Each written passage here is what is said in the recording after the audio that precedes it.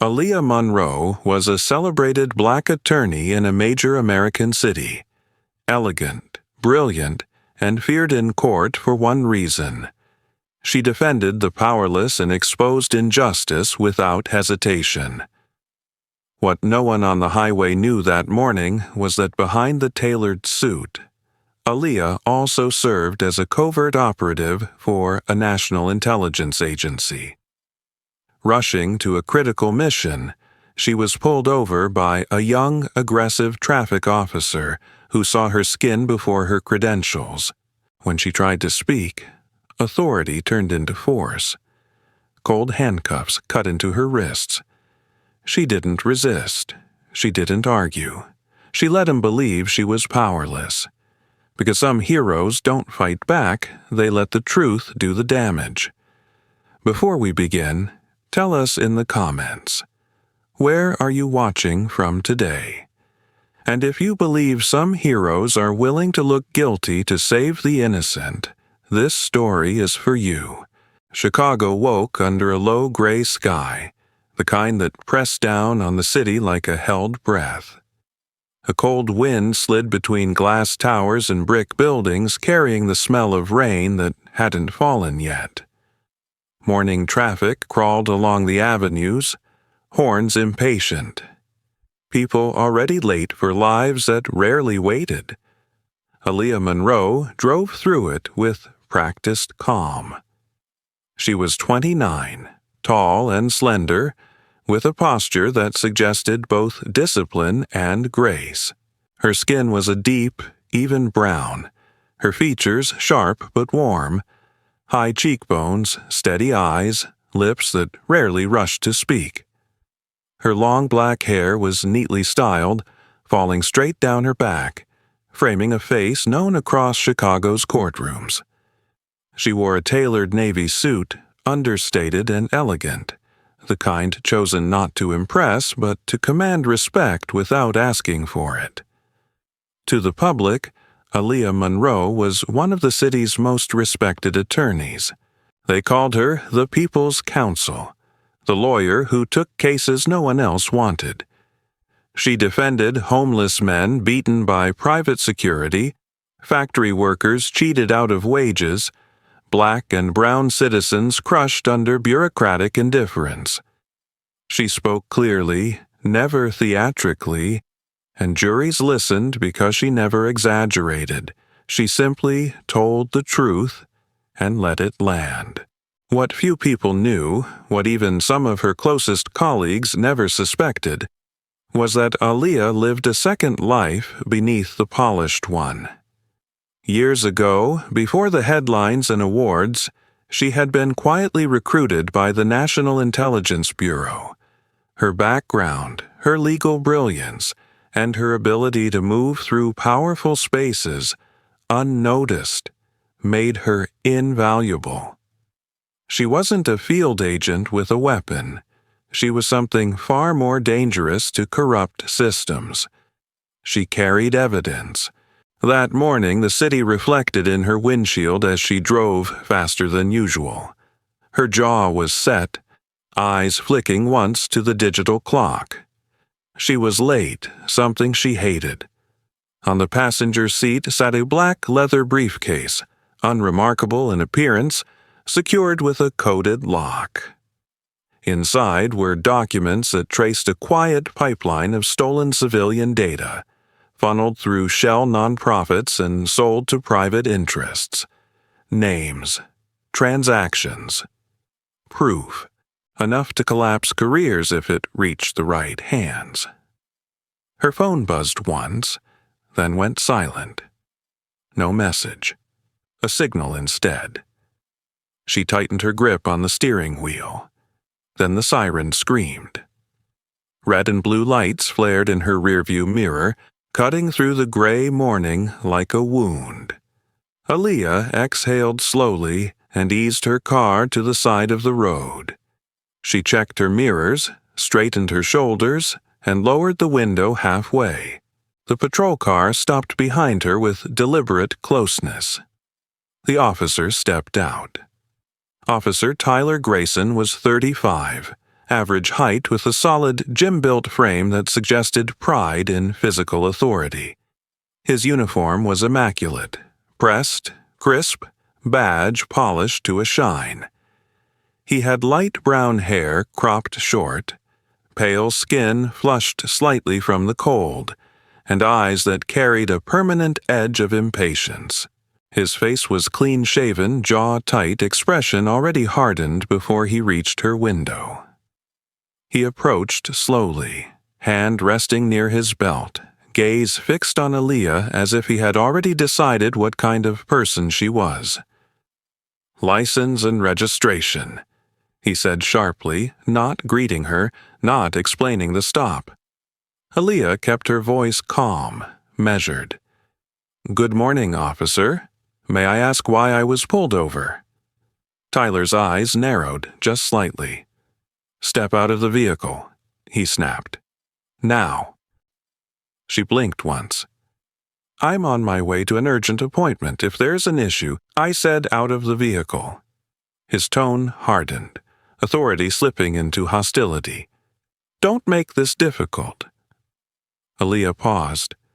She had learned long ago when to push and when to yield. This was not a moment for resistance. She placed her hands on the steering wheel, then slowly opened the door and stepped out into the cold. Tyler took the documents she handed him, barely glancing at them before tossing them back onto the hood of her car. "What are you hiding?" he asked. "Nothing," Aaliyah replied evenly. He moved closer, invading her space. "Then you won't mind a search." "Officer, I do not consent to—" That was enough for him. Tyler grabbed her arm without warning, twisting it behind her back with sudden force. Pain flared sharp and immediate, radiating up her wrist. "Stop resisting!" he barked. "I'm not resisting," Aaliyah said through clenched teeth, breath controlled despite the shock. Cold metal snapped shut around her wrists. Cuff. Tight, too tight. Aaliyah inhaled slowly. She didn't scream. She didn't pull away. She lifted her head and met his eyes. "You're violating procedure," she said quietly. Tyler smirked. Procedure doesn't apply when someone has an attitude. On the sidewalk, people had begun to slow. A man in a business coat stared.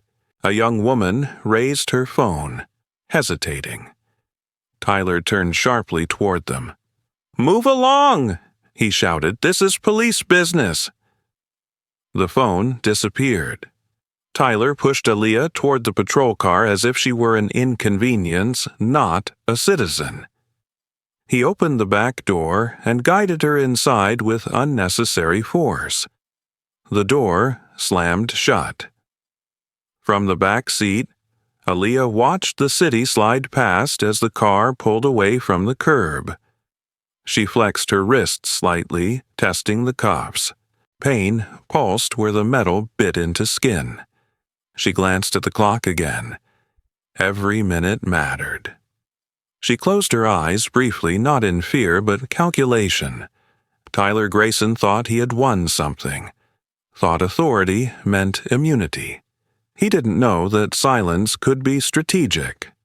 Across the city, several miles away, Maya Brooks sat at a cluttered desk in a modern law office overlooking the river. Maya was 26, petite, with sharp eyes and restless energy. Her dark hair was pulled into a messy ponytail, glasses slipping slightly down her nose as she reviewed case files. Raised by a single mother who worked 2 jobs, Maya had grown up learning to move fast, think faster, and never assume systems were fair. She was fiercely loyal, especially to Aaliyah, who had once paid her law school application fees without telling anyone. Her phone buzzed. A single message appeared. "Maya, activate the file." Maya froze. She knew exactly what that meant. The file was not something activated lightly. It was the last resort. the quiet archive of patterns, complaints, anomalies Aaliyah had asked her to monitor without explanation. Names that repeated. Officers who never seemed disciplined. Incidents that vanished. Maya swallowed hard. "Something's wrong," she whispered to herself. She locked her computer screen, stood, and grabbed her coat. The city outside the window looked the same as always, but Maya felt the shift. When Aaliyah sent that message, it meant someone had crossed a line, and they were about to regret it. Back in the patrol car, Tyler glanced at Aaliyah through the mirror, satisfaction flickering across his face. He believed he had asserted control. He believed he was untouchable. Aaliyah met his reflection calmly. She didn't argue. She didn't plead. She let him drive. Because sometimes justice begins not with resistance, but with letting someone expose exactly who they are. The precinct sat low and square between two aging apartment blocks, its concrete walls stained by decades of rain and neglect. Inside, the air smelled faintly of disinfectant and old paper, the kind of place where authority didn't need to shout to be felt. It simply existed, heavy, unquestioned.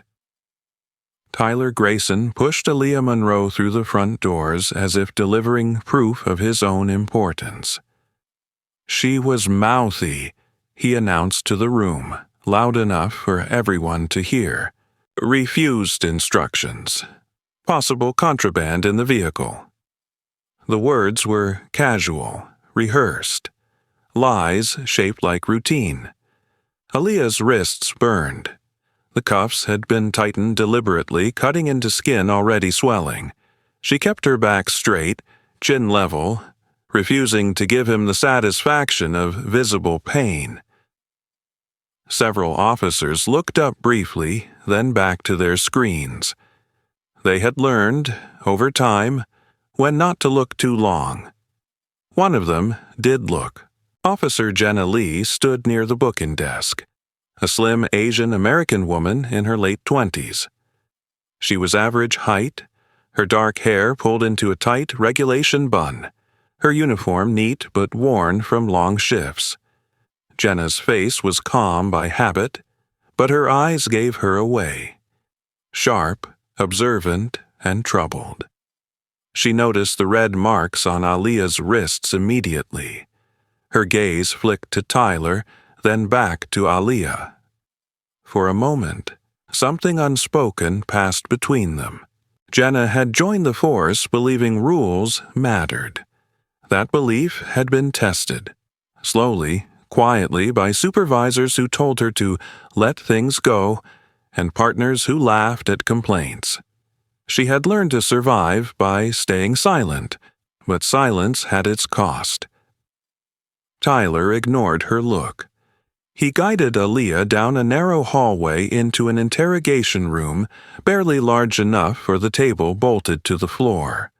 The walls were painted a dull gray, chipped at the corners. A single camera blinked red from the upper corner. Tyler shoved a stack of papers onto the table. Traffic violation, resisting an officer, disorderly conduct, he said, ticking them off like groceries. And an attitude problem. He lingered on the last phrase, enjoying it. Aaliyah sat slowly, testing the chair before settling. Despite the cuffs, she placed her hands neatly in her lap. "I want a lawyer," she said evenly. Tyler laughed, short and sharp. "Oh, you're a lawyer now." "I am," Aaliyah replied. "And you're required to stop questioning me." Tyler leaned forward, palms flat on the table. His face was close enough that she could smell stale coffee on his breath. "That's funny," he said quietly, "because right now, I'm the law." He straightened, smirked, and walked out, slamming the door behind him. The room fell silent except for the hum of the fluorescent light. Aaliyah lifted her eyes to the camera. She studied its angle, the faint reflection in the glass. She noted the time on the clock above the door, the faint echo of footsteps outside, the absence of a mirror on one wall that should have been there. Her mind worked steadily, cataloging details the way she had been trained to do long before law school. This place felt familiar, not because she had been arrested before, but because power abused always left the same fingerprints.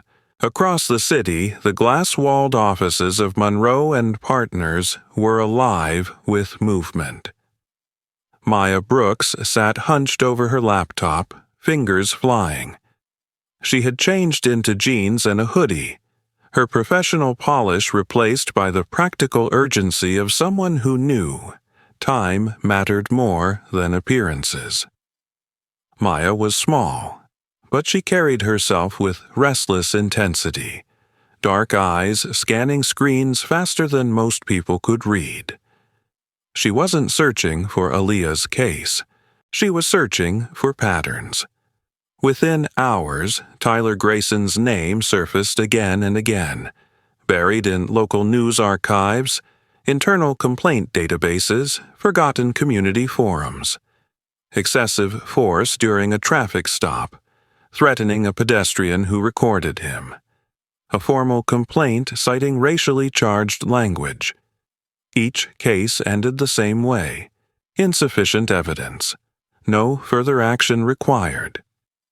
Maya leaned back, heart pounding. Insufficient evidence didn't mean innocence. It meant fear. It meant people who couldn't afford to fight back. She pulled up the city's traffic camera grid and dialed a number she hadn't used in years. "Eli," she said when the line picked up, "I need a favor." Eli Ramirez was a municipal traffic systems technician, 32, broad-shouldered, usually cheerful, with a habit of joking to hide how little sleep he got. He owed Maya from a case years ago when Aaliyah had kept his brother out of prison. "That depends on what you're asking," he replied cautiously. "I need footage," Maya said. "From a stop this morning, multiple angles." There was a pause. Maya, pulling archived feeds without a request. "Aaliyah's in custody," Maya cut in, "and it's not clean." Silence. Then, quietly, "Send me the timestamp." Back at the precinct, Tyler returned, papers in hand, mood lighter. "Sign this," he said, sliding the form toward Aaliyah. "Minor charges. You walk out today." "And if I don't?" she asked. He shrugged. "We keep you, overnight, maybe longer. People forget what they came in for after a few days." Aaliyah met his eyes. Her voice dropped, steady and cold. "I won't sign." Tyler's smile vanished. "Do you know who you're talking to?" he snapped. "Yes," Aaliyah said. "A man who thinks a badge excuses cruelty." He slammed his fist onto the table, the sound sharp in the small room. "You think anyone's going to believe you?" he hissed. "You think the system listens to people like you?" Aaliyah didn't raise her voice. "No," she said, "but juries do." The words landed harder than shouting ever could. Tyler stared at her for a long moment, then laughed, a brittle, humorless sound. "You really don't know when to quit?" he said, backing toward the door. "Fine. We'll do this the hard way." He left again, locking the door. In the hallway, Jenna Lee stood frozen, her hands clenched at her sides. She had heard the raised voices through the thin walls. She had seen the way Tyler handled cases like this, how they escalated, how paperwork was adjusted after the fact. She remembered her first year on the force, the optimism she'd carried like armor. She remembered filing a report once, just once, about a partner who'd gone too far. The warning she received afterward had been quiet but clear. Don't make enemies you can't afford. Jenna looked down the hallway toward the interrogation room. Then she looked away. Back in the office, Maya watched as the first video loaded. The footage was clear. Too clear. Aaliyah standing calmly beside her car. Tyler stepping in too close. The sudden grab. The twist of her arm. Maya felt her stomach drop.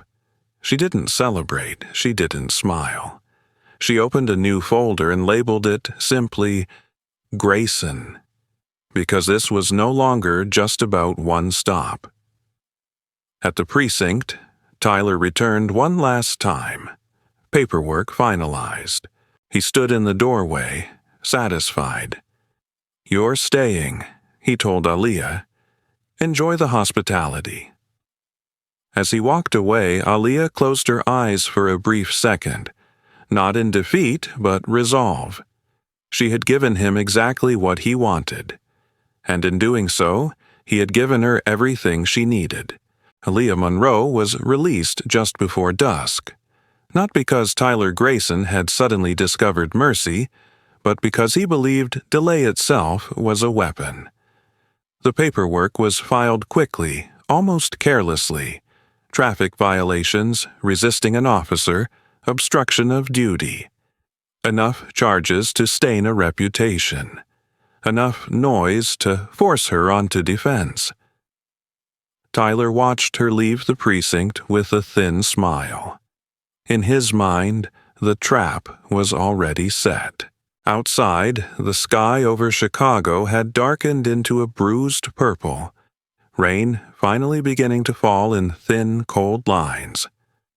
Aaliyah flexed her wrists as she stepped into the street, the skin still tender where metal had bitten too deep. She didn't go home. She didn't call anyone for comfort. She drove straight to her office. The building was mostly empty by the time she arrived. The lobby lights reflected off wet marble floors, and the hum of the elevators sounded louder than usual in the quiet. In her office, Aaliyah removed her jacket, rolled up her sleeves, and carefully rewrapped her wrist with fresh bandage tape. Her movements were precise, practiced. Pain was acknowledged, not indulged. Then she opened the briefcase. The coded lock clicked softly. Inside, the documents were untouched. Names, timestamps, financial routes, everything intact. Missing the meeting had been dangerous, but not fatal. She powered on a secure tablet and initiated a secondary transfer through an encrypted channel only the National Intelligence Bureau would recognize. When the confirmation symbol appeared, she exhaled for the first time that day. Maya Brooks stood in the doorway, watching. She looked exhausted, dark circles under her eyes, shoulders tense, but alert. There was a quiet fire in her expression now, something sharpened by what she'd seen. "We have two fronts," Aaliyah said, closing the briefcase. Her voice was steady, all trace of the day's humiliation stripped away.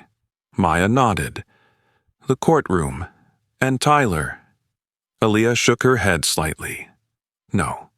The courtroom is a stage. Tyler is only the actor." She met Maya's eyes.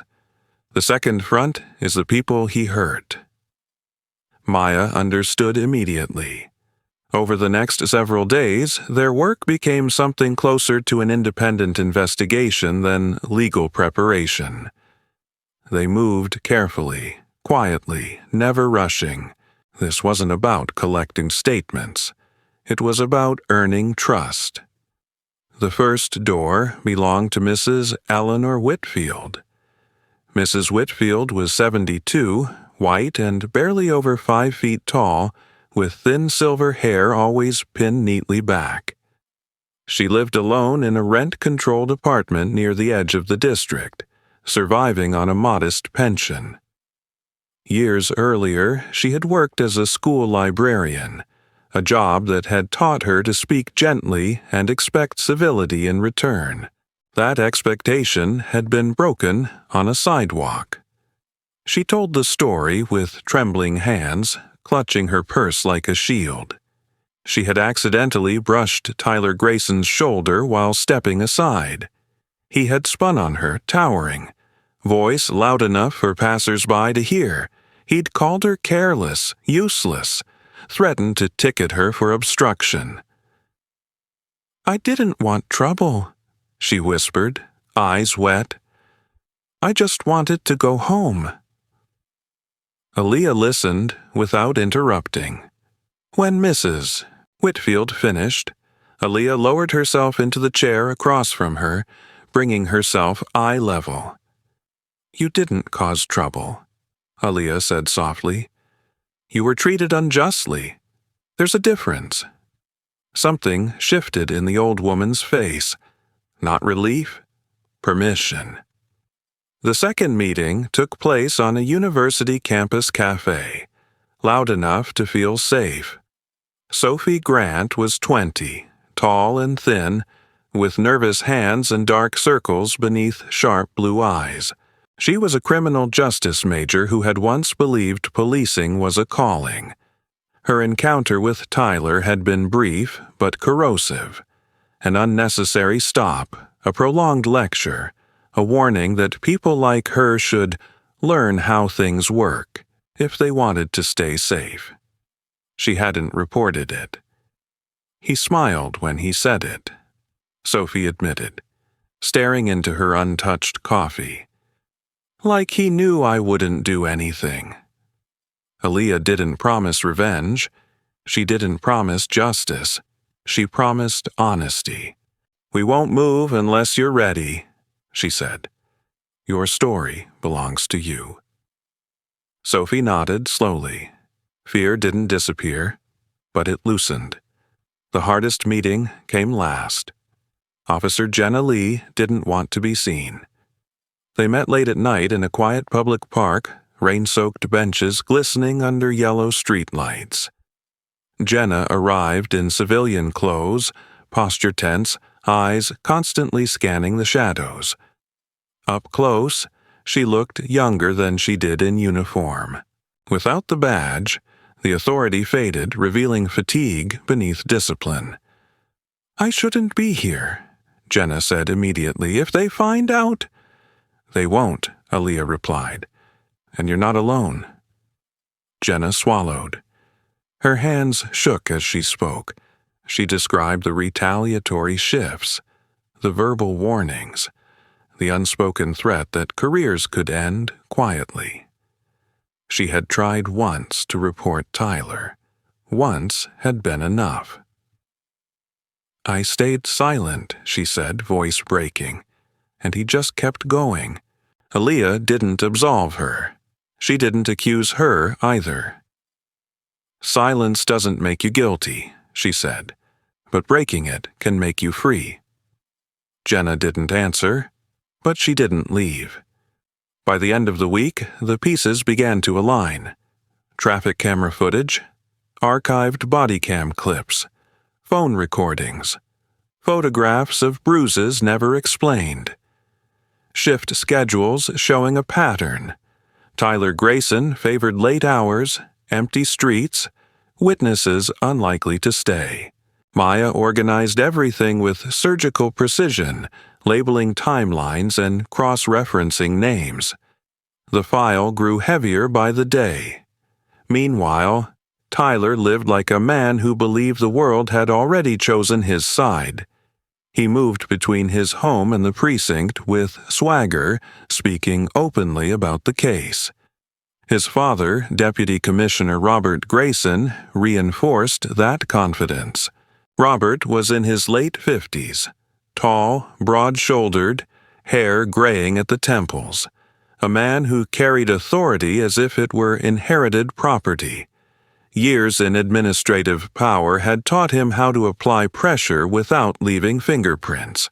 His message to Tyler was brief. "Don't be reckless, but if she pushes, crush her." Tyler took that as permission. He cornered Jenna Lee at the precinct 2 days later, sliding a form across her desk. "Just sign," he said casually. Confirmed she resisted. "Standard." Jenna held the pen. Her fingers trembled.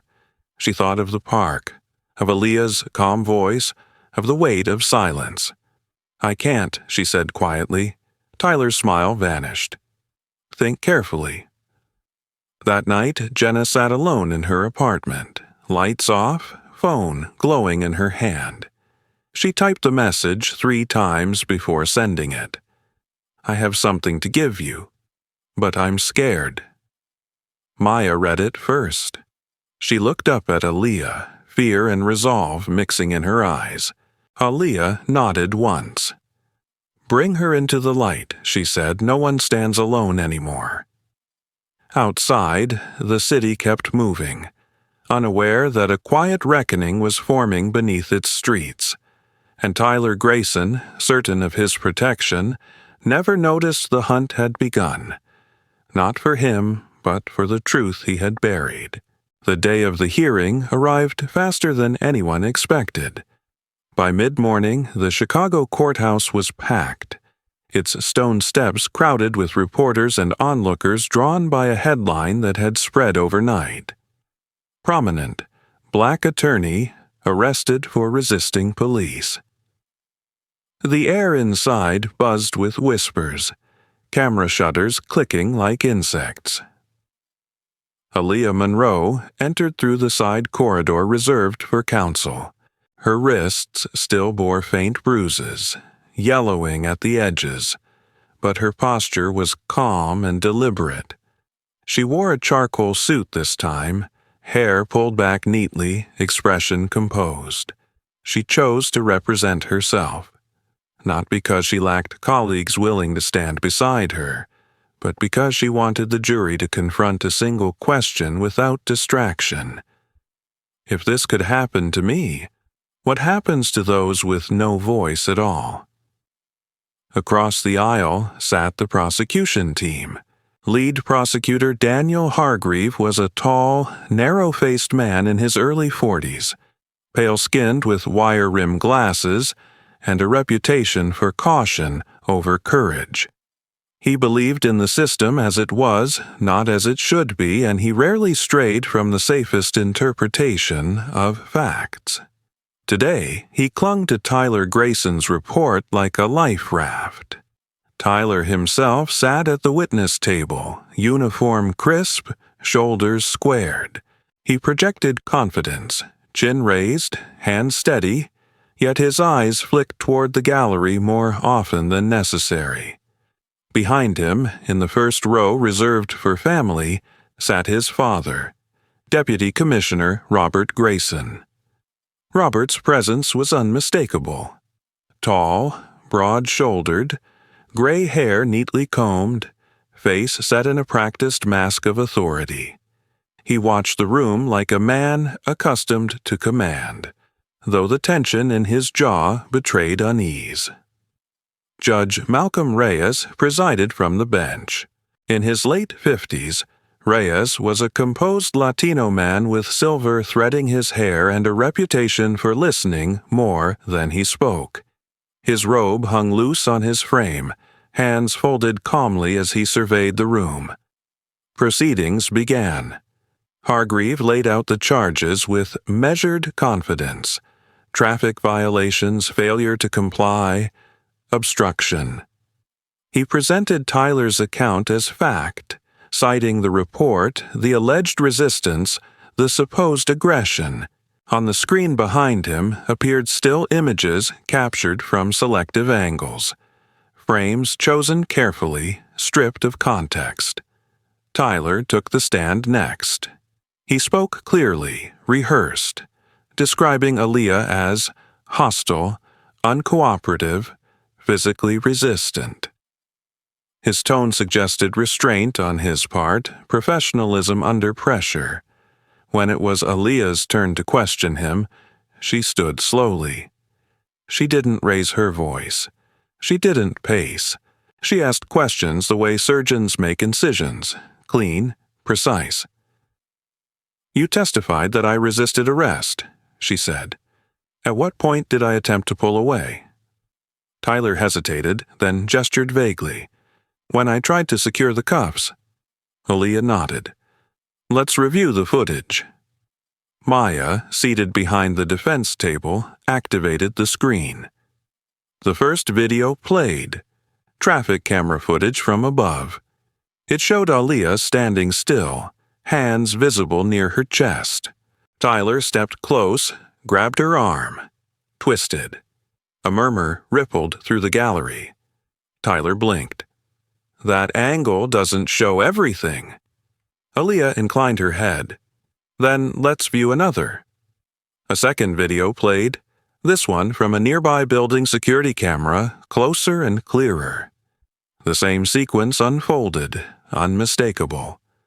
The jury shifted. A few exchanged glances. Aaliyah continued. "You also stated I had an attitude. Can you define that, Officer Grayson?" Tyler swallowed. She argued. Aaliyah's voice remained calm. "My exact words were, 'May I explain? Is that an argument?'" Silence. Then Aaliyah pivoted. "Your Honor," she said, "I request permission to introduce evidence establishing a pattern relevant to the credibility of this witness." Hargreaves sprang up. "Objection!" "Relevance," Aaliyah replied evenly. Judge Reyes considered, then nodded. "Granted."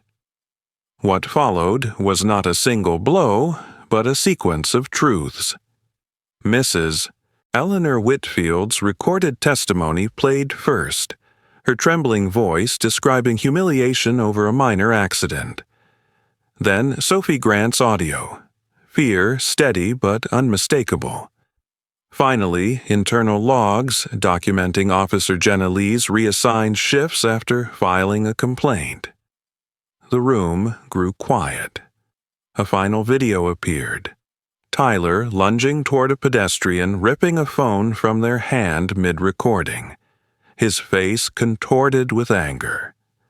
Tyler's composure cracked.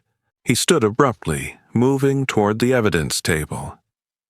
"This is manipulated." He reached for the USB in Aaliyah's hand. The courtroom erupted.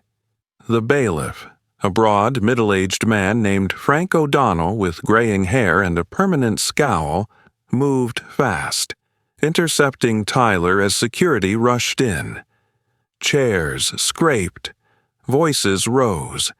Then the back doors opened. Two individuals entered, both in dark suits, movements precise, expressions unreadable. One was a woman in her 30s, tall, with close-cropped hair and sharp eyes. The other a lean man, slightly older, posture military straight. They held up identification badges simultaneously. "National Intelligence Bureau," the woman said clearly. "Ms. Aaliyah Monroe is under federal protection." The courtroom fell into stunned silence. Judge Reyes stood slowly. Robert Grayson's face drained of color. Tyler froze mid-struggle, realization dawning too late. The switch had been thrown. The courtroom recessed into an uneasy pause, the kind that felt heavier than noise. Judge Malcolm Reyes called for order, his voice steady but colder than before. The two NIB agents remained standing near the rear doors, badges lowered now but authority unmistakable.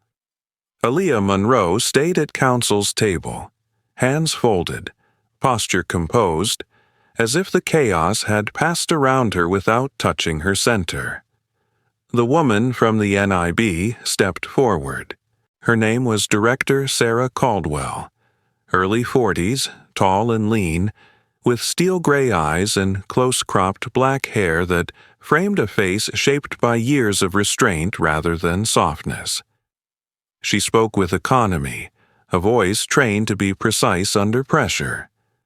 Sarah explained that Aaliyah had been operating under federal mandate at the time of the stop, carrying materials tied to a national security investigation, and that the Bureau was invoking witness protection and jurisdictional priority. Judge Reyes listened without interruption.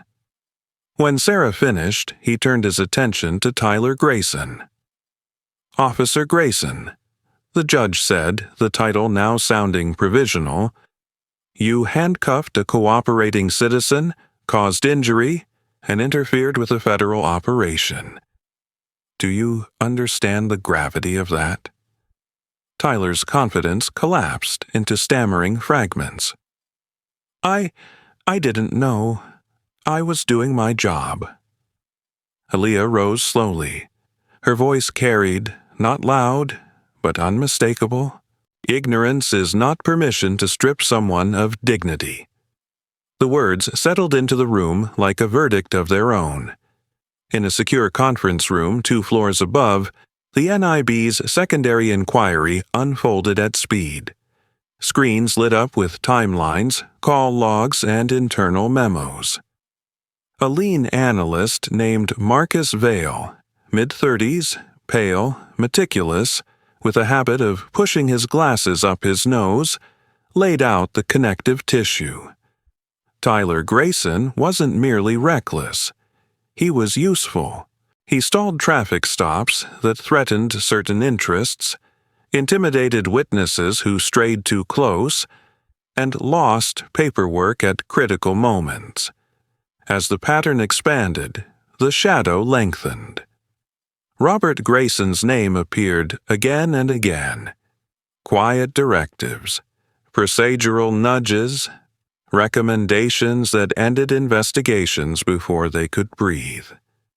Robert was a man who wore authority like tailored cloth. Late 50s, tall, broad-shouldered, hair silvered at the temples, he had spent decades perfecting the art of influence without fingerprints. To him, systems existed to be guided by those who understood them best. His son's behavior wasn't an aberration, it was a byproduct. Back in the courtroom, Officer Jenna Lee took a breath and stood. Jenna's hands shook as she stepped into the open space.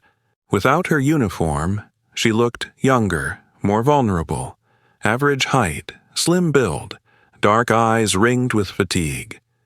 Her voice wavered at first, then steadied as she spoke.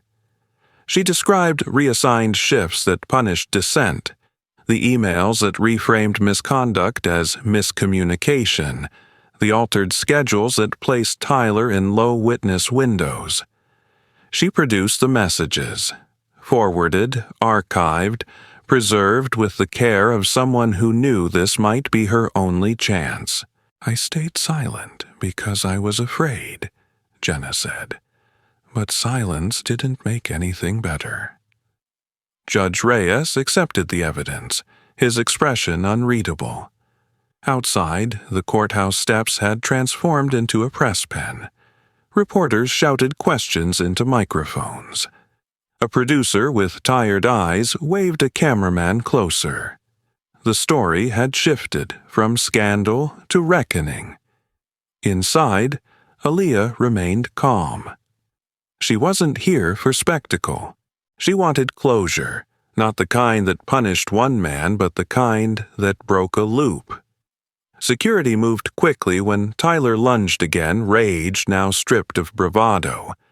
The bailiff, Frank O'Donnell, thick-set, graying, a man who had seen enough to recognize danger early, blocked him with practiced ease.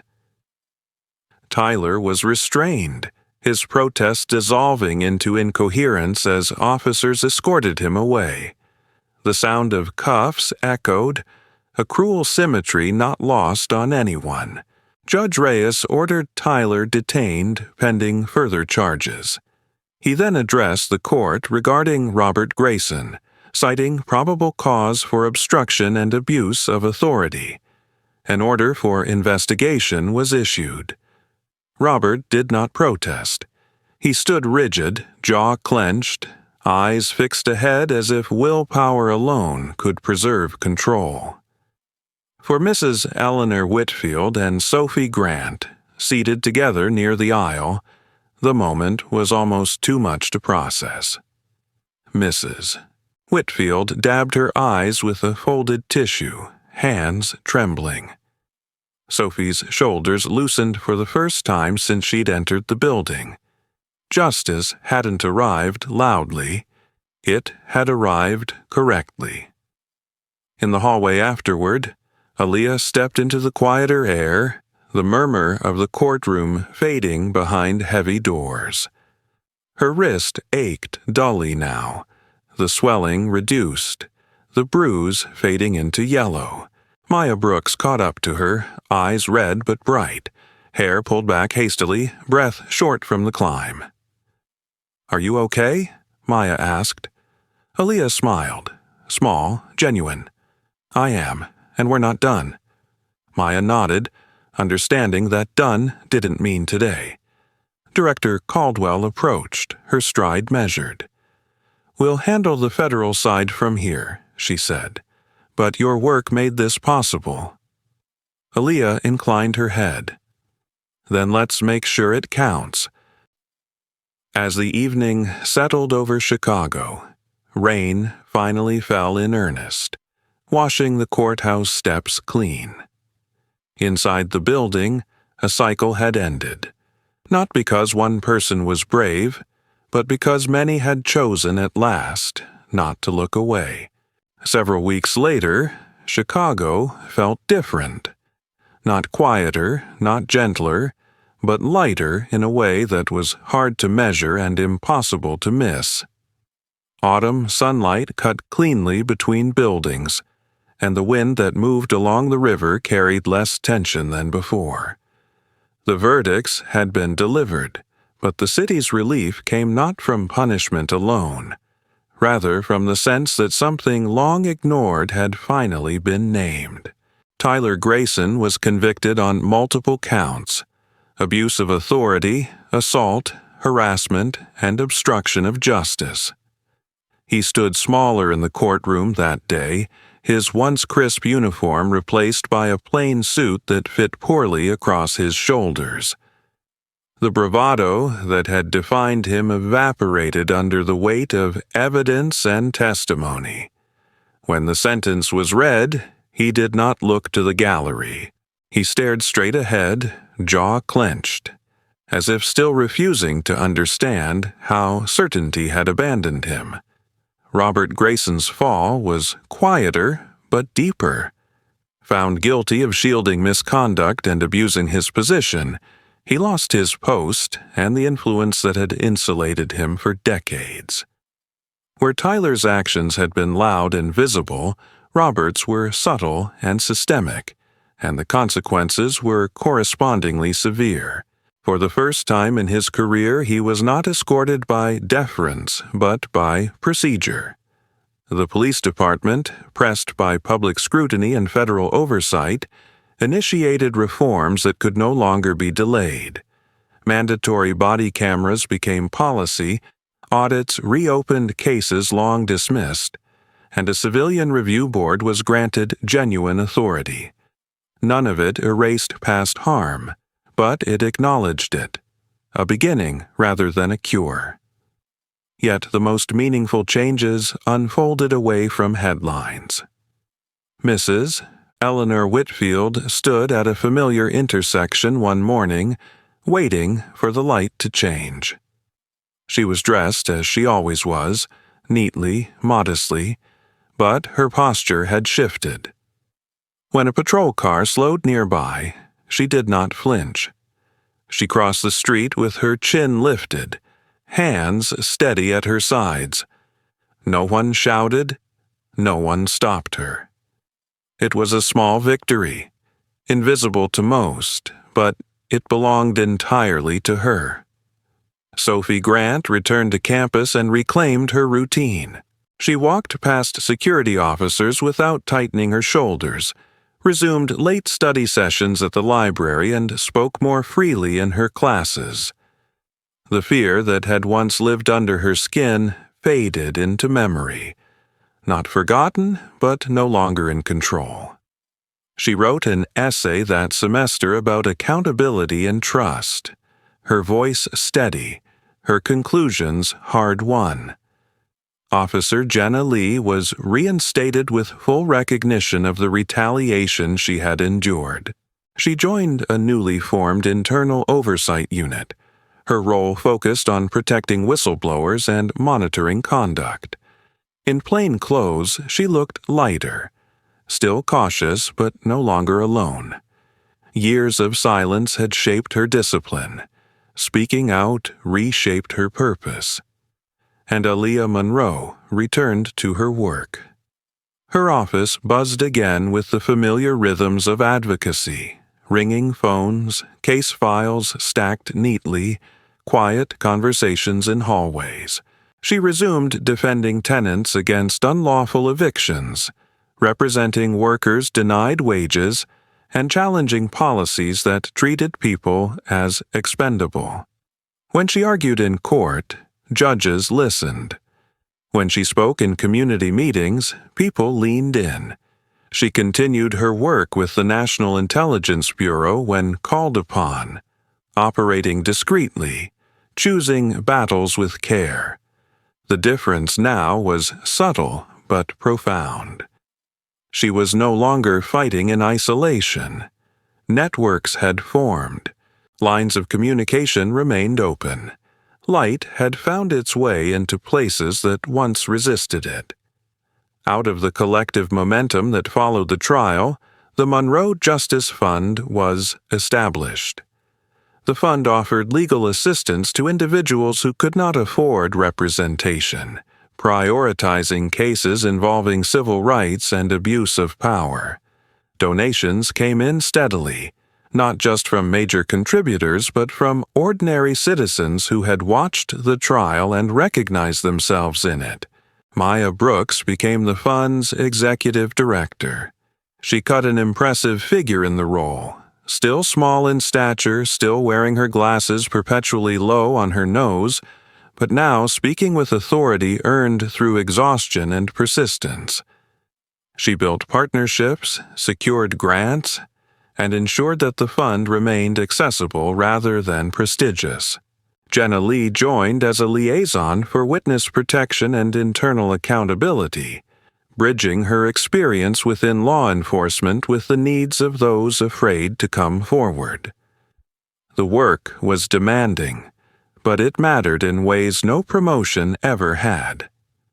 On the day the fund's free legal aid office opened, the space filled quickly. The office was modest, clean lines, warm light, chairs arranged in welcoming rows. Aaliyah stood near the entrance, greeting visitors, her presence calm and unassuming. That was when she noticed the boy. He couldn't have been more than 10 years old. Thin, dark-skinned, with close-cropped hair and eyes too large for his face. He stood just inside the doorway, holding his mother's hand, watching Aaliyah with unmistakable focus.